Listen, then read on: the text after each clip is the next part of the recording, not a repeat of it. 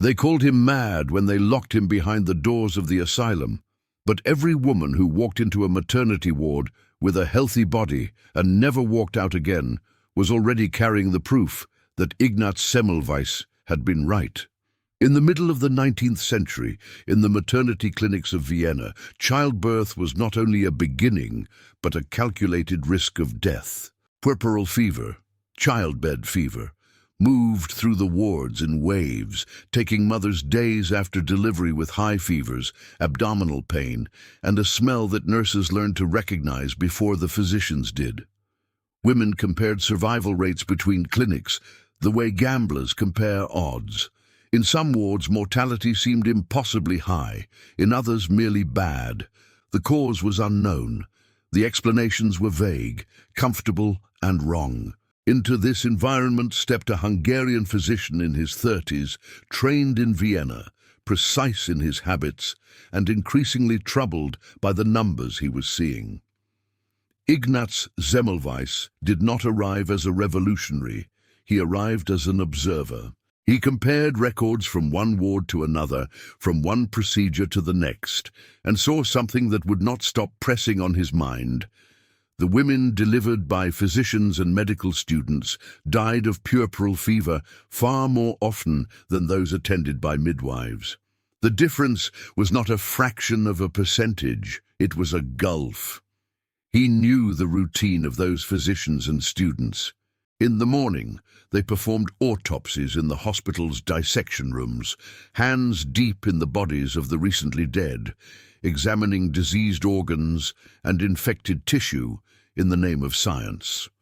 From there, they walked directly into the maternity wards, still wearing the same coats, still carrying on their fingers and under their nails whatever the dead had left on them.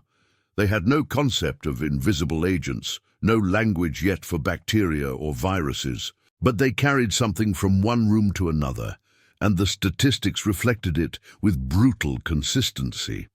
In 1847, Semmelweis imposed a simple, rigid intervention in the Vienna maternity clinic where he worked. He ordered that everyone who came from the autopsy rooms and entered the ward must first wash their hands in a solution of chlorinated lime. It was not a suggestion. It was a rule. The mixture burned the skin and stung the nose, but it stripped away the film of decay, clinging to the hands that touched the dead and then touched the living. Over the months that followed, the result was as stark as a verdict. Deaths from childbed fever plummeted. The numbers were not a matter of opinion. Mortality charts bent downward after the new hand-washing rule took effect. Where women had previously died in alarming numbers, they now walked out of the hospital with their infants in their arms. Semmelweis saw the lines on those charts the way a drowning man might see the surface of the water, a clear direction, a way out. To him, the conclusion was inescapable. When doctors washed their hands, women lived. When they did not, women died. Yet the very clarity of that conclusion carried an accusation, and the accusation landed on the people who would have to accept it. To acknowledge that hand-washing with chlorinated lime saved lives was to accept that for years physicians themselves had been carrying death from one bed to another. It meant that respectability, education, and status had not protected their patients. Instead, their unwashed hands had quietly ensured the funerals that followed so many births.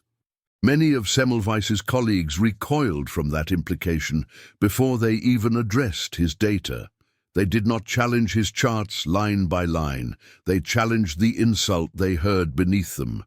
Senior physicians dismissed the idea that invisible particles carried from corpses could be responsible for disease.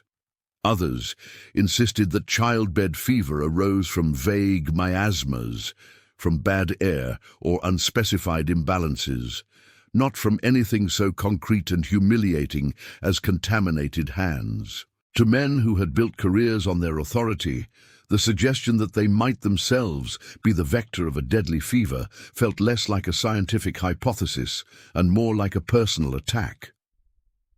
Semmelweis tried to answer in the only language he trusted: numbers, comparisons, before and after mortality rates that showed the change when hand-washing was enforced and the return of deaths when it was neglected. Where he saw a pattern in the data, however, many saw only a young Hungarian assistant challenging the traditions of older Viennese professors.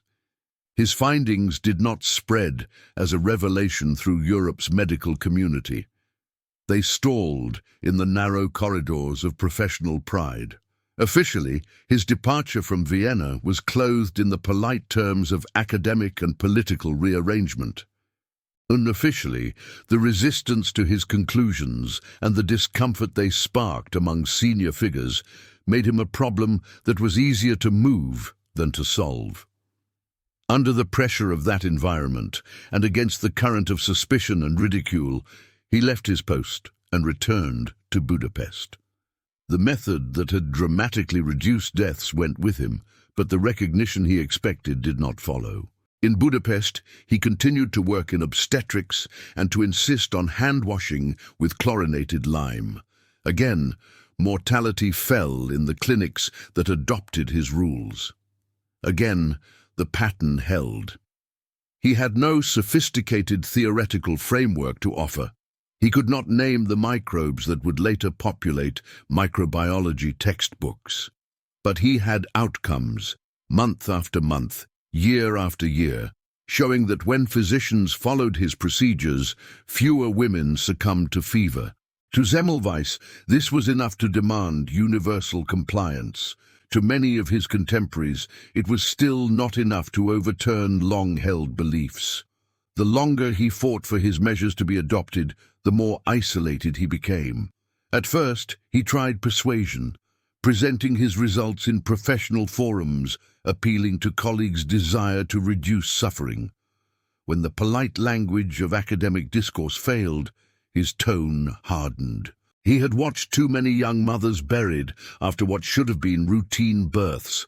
He knew, with a certainty rooted in years of observation, that many of those deaths were preventable. As he saw it, indifference had become complicity. His letters became sharper, then openly accusatory. He wrote to physicians and institutions, urging them to change their practices and adopt stringent hand-washing, and when they did not respond, he did not soften his language. He called those who ignored the evidence careless murderers, stripping away the professional courtesy that had once shielded them from direct moral responsibility. In his view, the era of ignorance had ended the moment the mortality charts turned. What persisted afterward was negligence. To his critics, these letters confirmed not the urgency of his warning, but the instability of the man sending them. They read the anger and condemnation as signs that he had lost proportion, that his judgment could no longer be trusted. The more he wrote, the more people recoiled. His advocacy, once merely uncomfortable, now struck many as intemperate, even obsessive. For colleagues who already felt attacked, his words hardened into evidence that this was not a reasonable reformer, but an unbalanced zealot. In this way, the pattern inverted itself. The data that showed a simple, effective measure to save lives remained on the page, while the community around him increasingly focused on the personality pressing those pages into their hands. Conversations that might have turned to hospital protocols and clinical procedure turned instead to whispered assessments of character, his temperament, his manners, his supposed inability to work with others. The discussion shifted from whether he was right to whether he was tolerable. By the mid-1860s, the pressure around Semmelweis had become not only professional, but personal. Years of rejection, frustration, and unheeded warnings had left clear marks. Accounts from that period describe a man whose behavior was interpreted as erratic, whose outbursts and accusations no longer fit within what colleagues considered acceptable. In 1865, what might once have been described as righteous anger was increasingly labeled a breakdown. Those who had resisted his ideas now began to speak of his mind rather than his methods. The decision to confine him was framed, as such decisions often are, as necessary for his own safety and the safety of those around him. He was taken to an asylum, not as a respected physician with a controversial theory, but as a man against whom the label of madness could now be credibly applied. That label, once attached, reordered everything that had come before it. His letters became the ravings of a disordered mind. His insistence on hand-washing became an obsession. His relentless focus on puerperal fever was no longer the mark of a determined reformer, but of an unbalanced spirit. The asylum was not a place of rest or recovery. It was an institution run on the logic of control, staffed by guards for whom patients were not colleagues in distress, but bodies to be managed. Within its walls, the authority that Semmelweis had once wielded as a doctor vanished. He was no longer the one giving orders. He was the one being moved, restrained, and silenced. The man who had fought to impose a simple rule on the hands of others now had no say over what those hands did to him. It was there, under that regime, that the struggle of nearly 2 decades came to its blunt end. In the asylum, he was beaten by guards. Blows delivered not as debate, not as rebuttal, but as punishment and control. The injuries were severe. In the same way that no one had counted, clinic by clinic, the women whose deaths might have been prevented by his measures, no fully documented record tallied each strike that landed on his body. What is known is the outcome. Within a few weeks of his confinement, Ignaz Semmelweis was dead. The official narratives of his life at the time did not dwell on what his death meant in terms of medicine. They dwelt, if at all, on the arc from promising physician to troubled patient. The story was convenient. A man whose ideas had become tangled with delusions, whose words were too sharp, whose behavior had crossed invisible lines. It allowed institutions to treat his end as a private tragedy rather than the public consequence of systematically ignoring what his data had been shouting for years. Outside the asylum, maternity wards continued their routines. Births went on, so did fever. Some clinics adopted stricter hygiene due to local decisions or individual physicians' preferences. Others did not. There was no immediate global turn toward the hand-washing regime that Semmelweis had enforced in Vienna. The change he had demonstrated remained, for a time, a local practice rather than a universal standard. The records from those years are numbers on paper, but behind them are women whose lives ended where his charts predicted they could have been saved. It took the emerging framework of germ theory to provide the language and conceptual scaffolding that his contemporaries had lacked.